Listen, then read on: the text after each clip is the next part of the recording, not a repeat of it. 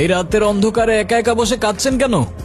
কারোর জন্য অপেক্ষা করছেন নাকি কারোর হাত থেকে পালাচ্ছেন? তাতে আপনার দরকারটা কি? প্লিজ আমাকে একা থাকতে দিন তো।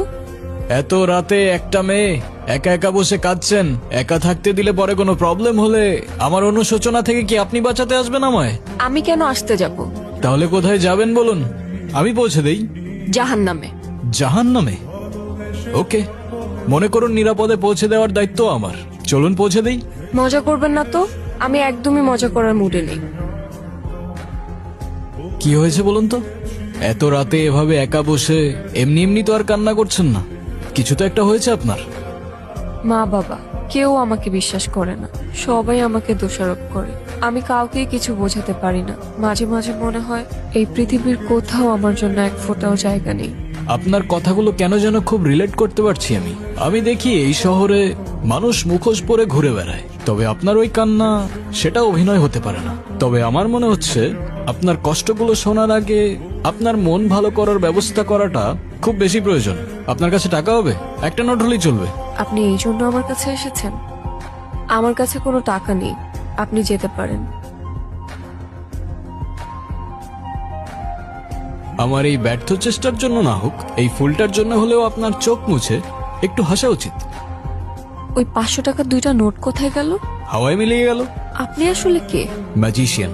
ম্যাজিশিয়ান? আপনার নাম কি? আলাদিন। তাহলে আপনার জিনি কোথায়? ম্যাজিক গুলো তো সব জিনি করে। আমার জিনি আমাকে ছেড়ে পালিয়ে গেছে, তাই ওর সাথে জেদ করে আমি ম্যাজিক শিখে শহরে শহরে ম্যাজিক করে বেড়াই। আলাদিন, তুমি কি আমাকে একটা হেল্প করতে পারবে? কি? আমার জীবন থেকে ম্যাজিক করে সব প্রবলেম গুলো সলভ করে দিতে পারবে?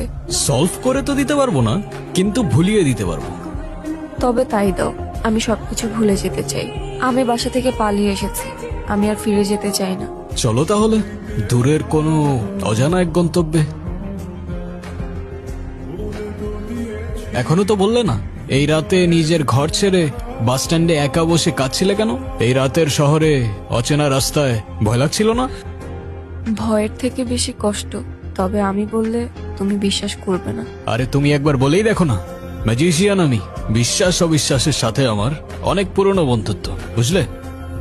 আমার বাবা মা চায় আমি বিয়ে করি, কিন্তু যখনই কোনো ছেলে আমাকে দেখতে আসে আমি আচমকাই এমন অদ্ভুত, এমন উদ্ভট আচরণ করি যে ছেলে পক্ষ পালিয়ে যায়।